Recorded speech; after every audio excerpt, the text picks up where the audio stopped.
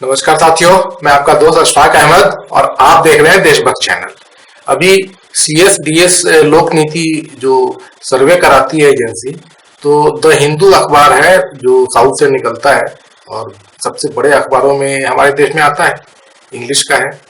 तो इस सर्वे करवाया द हिंदू ने CSDS लोक नीति से, और जो रिजल्ट आए हैं वो मोदी जी को ऐसा न घेरे हैं, किसी भी चीज पर मोदी जी के लिए सकारात्मक सर्वे में नहीं आया है, सब निगेटिव पूरा का पूरा।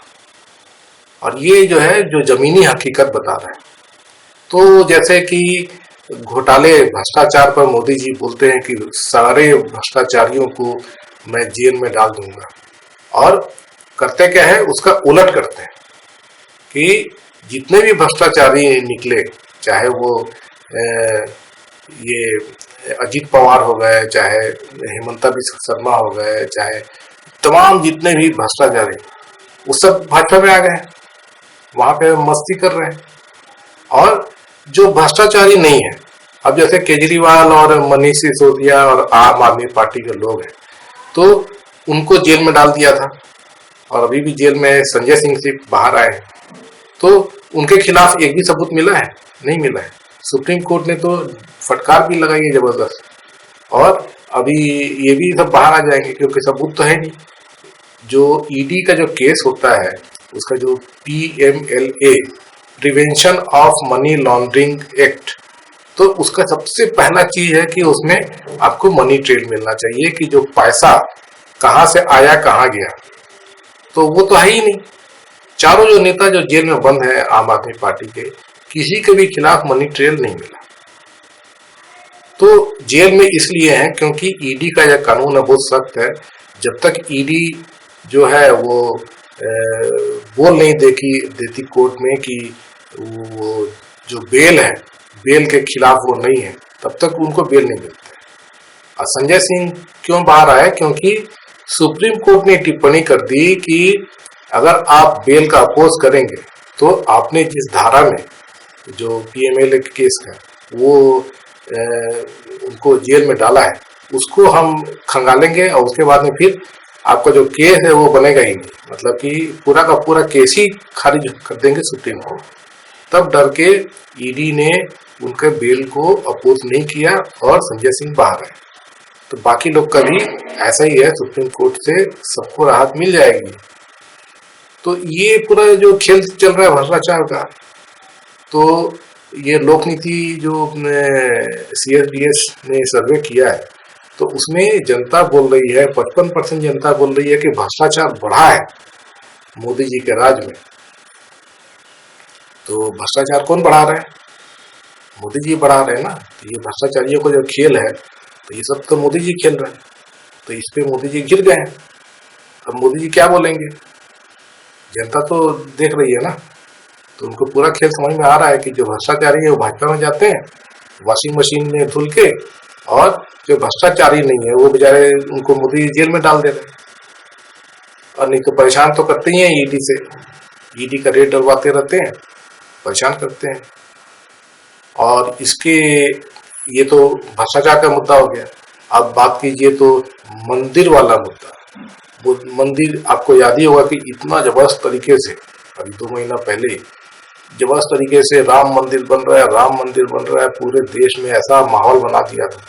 और मोदी ऐसा उद्घाटन किए थे, जितने भी VIP लोग देश के हैं सब पहुंचे हुए थे, अमिताभ बच्चन से लेके अंबानी से लेके सब।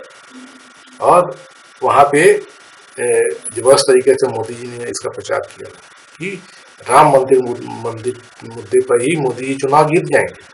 लेकिन उसका एकदम उलट हुआ है। आपको कहीं राम मंदिर का गूंज सुनाई देता है? नहीं देता है ना। और ये जो लोक नीति का जो सर्वे आया है उसमें भी यही बता रहे थे, 8% लोग जो है उनके लिए राम मंदिर कोई मुद्दा है। तो मोदी जी तो यहाँ भी गए। उसके बाद में आ जाइए तो परिवारवाद पे। तो परिवारवाद भी तो परिवारी लोगों को तो मोदी जी ने भर कर रखा है, चाहे वो सिंधिया हो, चाहे वो जितने भी इनके नेता हैं उनके खुद के, मतलब भाजपा के अंदर के ही राजनाथ के बच्चे जो हैं वो राजनीति में हैं। अमित शाह का जो बेटा है जय शाह, वो तो बीसीसीआई का सेक्रेटरी बना हुआ है कितने साल से। तो बड़े बड़े जो भाजपा में है वो खुद ही मतलब परिवार पाल रहे हैं। और जिनको मोदी जी ने लिया है अपने भाजपा में, तो चाहे वो मिलिंद देवड़ा हो, वो भी तो मतलब उनके पिताजी भी भाजपा में कांग्रेस के नेता थे, तो परिवारवादी है ना। चाहे अशोक चौहान हो, उसके पिताजी भी मुख्यमंत्री थे महाराष्ट्र में। चाहे वो जितिन प्रसाद हो, उनके पिताजी भी कांग्रेस के बड़े नेता थे। तो जितने भी जो बड़े नेता जो गए हैं भाजपा में, तो सब परिवारवादी वाले लोग है ना। तो कैसे मोदी जी बोल सकते हैं परिवारवाद जो है ये इन लोग का पुश्तैनी धंधा है कांग्रेस का और विपक्षियों का। सबसे ज्यादा परिवारवादी तो भाजपा में है। तो यहाँ पे भी मोदी जी जो है वो कहीं खड़े नहीं उतरते। तो अब मोदी जी के पास में क्या मुद्दा बच गया है, तो विकास का। तो विकास में मोदी जी ने देश को कहाँ पहुंचा दिया। विकास मतलब बेरोजगारी दूर होनी चाहिए थी, तो बेरोजगारी चरम पे है। अब जो डेटा आया है तो 43% जो युवा पढ़े लिखे बेरोजगार हैं।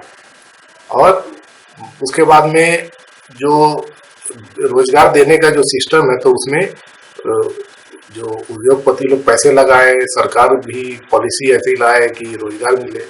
तो मोदी जी ने तो कुछ किया ही नहीं, कुछ पैसे इन्वेस्ट नहीं हो रहे देश में। सिर्फ शेयर मार्केट बढ़ता है, उससे कुछ रोजगार मिलते हैं क्या? शेयर मार्केट का बिल्कुल कोई लेना देना नहीं है। मतलब पैसा जो आ रहा है, जो इन्वेस्ट होना चाहिए, तो इन्वेस्ट होना चाहिए, वो कहाँ इन्वेस्ट हो रहा है देश में? सब तो पैसे बाहर जा रहे हैं ना। जो पिछले 10 साल में 11 लाख पढ़े लिखे पैसे वाले लोग देश छोड़ के चले गए, सब पैसा बाहर जा रहा है, अंदर नहीं आ रहा है। तो वहां पे भी मतलब प्राइवेट इन्वेस्टमेंट भी नहीं है। और सरकारी जो है वो भी मोदी जी तो स्वतंत्र अडानी को बेचते जा रहे हैं, तो सरकारी नौकरियां खत्म हो रही है। और जो बची कुछ नौकरियां हैं, तो वहां भी भर्ती कहाँ होता है? रेलवे में 6 साल से कुछ भर्ती हुआ है? सरकारी तंत्रों में कहीं भर्ती हो रहा है? कहीं नहीं हो रहा है। तो बेरोजगारी चरम पे है। अब युवा कहाँ जाएंगे? और उसके बाद में महंगाई जो है वो भी कमर तोड़ है, और उसके लिए भी मोदी जी जिम्मेदार है। क्योंकि टैक्स इतना ज्यादा बढ़ा दिए हैं जीएसटी का, कि खाने पीने से लेके हर चीज पर टैक्स लगा दिया मोदी जी ने, जो पहले नहीं हुआ करता था। कांग्रेस के जमाने में आपने सुना है कि खाने की चीजों पे टैक्स लगा था, जरूरी चीजों पे टैक्स लगा था? बिल्कुल नहीं था। तो ये महंगाई की वजह ये है। पेट्रोल और डीजल और गैस पे कितना ज्यादा टैक्स मोदी जी लगा दिए। कांग्रेस के जमाने में सिर्फ 3.25 रुपया टैक्स लगता था पर लीटर पेट्रोल और डीजल पे। अभी मोदी जी कहाँ पहुंचाती है? 33 रुपया पर लीटर टैक्स वसूल रहे हैं पेट्रोल और डीजल पे। और सिलेंडर जो है वो गैस का, तो पहले 400 रुपया था कांग्रेस के जमाने में, अब तो 1100 1200 पहुंच गया था। अब जाके चुनाव के मद्देनजर कम किए हैं मोदी जी। तो महंगाई सब मोदी जी की वजह से है ना। तो ये बहुत बहुत बड़े बड़े मुद्दे हैं। तो इसपे भी जो लोक नीति में जनता जो है ये बड़े मुद्दे मान रही है, लोग परेशान है। तो यहाँ पे भी मोदी जी जो है धाराशायी हो गए।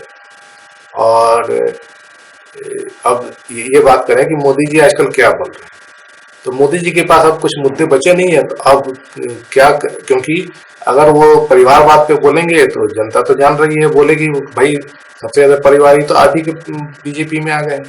अगर मोदी जी भ्रष्टाचार पे बात करेंगे तो सबसे ज्यादा भ्रष्टाचारी तो भाजपा में ही है, बल्कि बोला जाए कि पूरे देश के भ्रष्टाचारी भाजपा में आ चुके हैं। और तो मोदी जी बोलेंगे तो खुद ही नुकसान होगा, क्योंकि लोग तो देखेंगे।